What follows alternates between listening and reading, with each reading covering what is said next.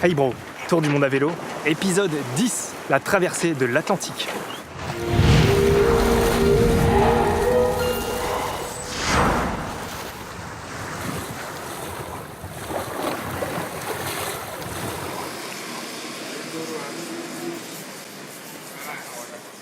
On va peut-être trouver des contacts pour un éventuel bateau vers le Brésil. Quand on était à Darla, il me parlait qu'il y a une personne qui est là et qui va au Brésil. Donc cette personne, déjà, on connaissait son prénom, c'était Guillaume. On est reparti du coup hier avec cette personne qui me dit « Mais est-ce que vous avez rencontré Guillaume ?» Je dis « Bah non, nous on n'a pas vu Guillaume. » Donc on est revenu spécialement aujourd'hui pour le voir. Donc on discute très brièvement au début, et c'est à ce moment-là qu'il nous dit qu'il n'y avait pas de soucis particuliers. C'est ta première traversée de l'Atlantique. de l'Atlantique, ouais. Et ça t'inquiète pas plus que ça. T'as l'air tellement serein. Ouais, nous, Je trouve ça tellement bien. c'est pas une mer difficile là. Il sait qu'on n'a pas de compétences particulières dans la gestion du bateau. La navigation... Les vélos ne lui posent pas problème.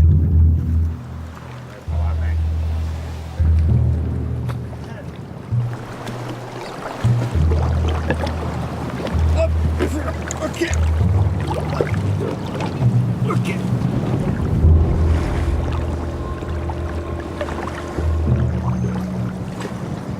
Un bon vent pour partir, ça.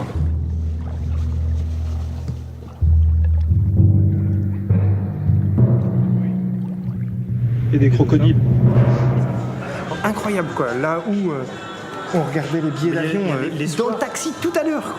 Ça à l'origine, c'était les cartons trouvés dans un magasin de sport pour l'un et dans un chantier pour l'autre. Et c'était pour l'avion. On avait déjà tout préparé pour conditionner nos vélos pour l'avion. Ça nous tombe comme ça, quoi. C'est trop bien. Voilà, ça s'organise, on rejoint notre capitaine Guillaume. Et voilà, 15 jours de course à prévoir. Parce que sur la route, il n'y aura pas trop de supermarchés. Ça fait un sacré stock à prévoir.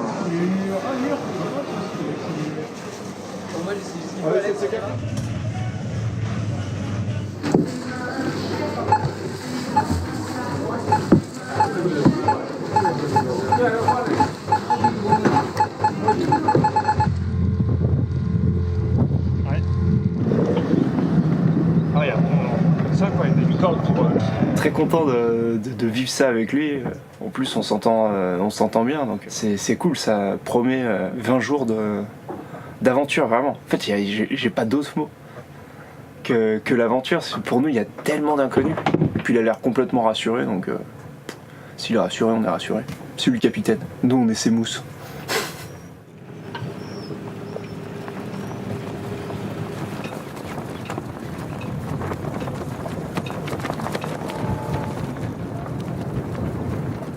Il n'y a plus qu'à quitter ce port de Dakar. Demain, on sort la grand voile et c'est parti quoi. Puis on sait même pas si on a le mal de mer ou pas.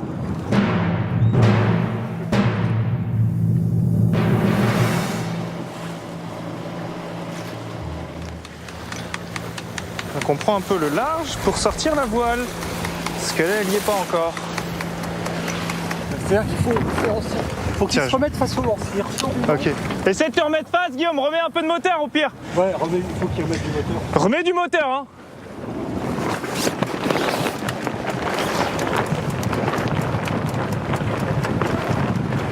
Hop. Encore. Lâche.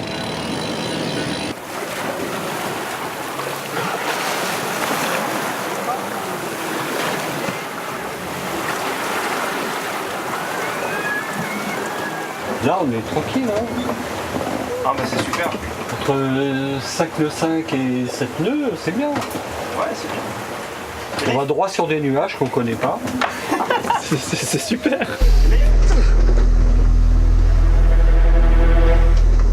Il y a exactement 5 minutes, c'était très tranquille.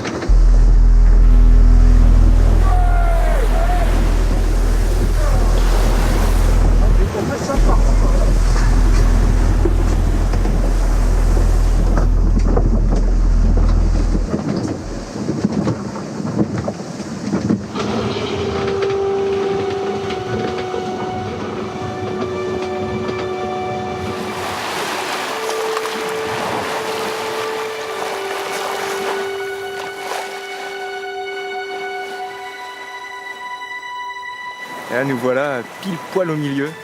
On est dans une zone de convergence entre deux grands courants de vent.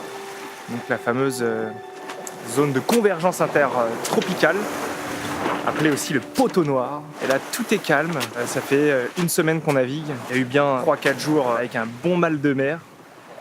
Guillaume est encore un petit peu malade, c'est pas un peu plus compliqué pour lui.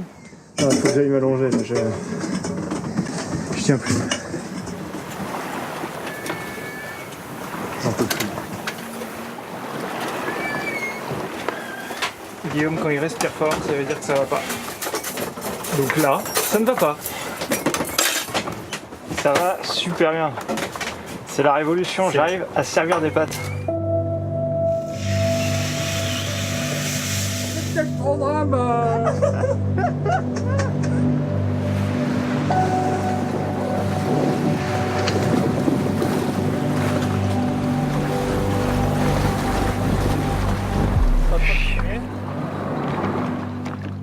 Bravo capitaine, bravo, un grand merci, bravo, t'as survécu.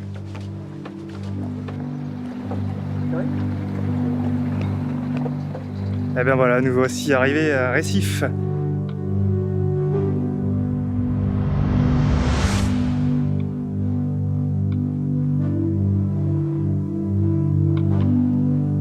Après 15 jours de navigation avec le voilier, le Caminito, bon, expérience forcément dingue. Maintenant, on va rester quelques jours ici à Recife pour voir un petit peu comment est-ce qu'on s'organise pour la suite, puisqu'on est attendu à Rio. Préparation des vélos, on les nettoie, puisqu'ils ont subi pas mal de rouille, surtout la chaîne. Donc gros nettoyage à ce niveau-là. On met tout ça en carton. Puis c'est aussi l'occasion pour Denis de venir nous rejoindre pendant une certaine période. Donc on a hâte de le recevoir parmi nous. Ça va faire bizarre maintenant de voyager à 3 pendant un petit moment. Ah ouais, non, c'est super, ouais. Ah bah nous, c'était... Et puis on va se revoir en plus, c'est ça qui est bah ouais. On va se revoir où? Bah, déjà peut-être à Rio, et puis en Argentine. Dans quel coin tu penses rester à Buenos Aires tout le temps, moi. Buenos Aires. Moi, j'y vais que pour le tango, donc c'est clair. Ce sera Buenos Aires.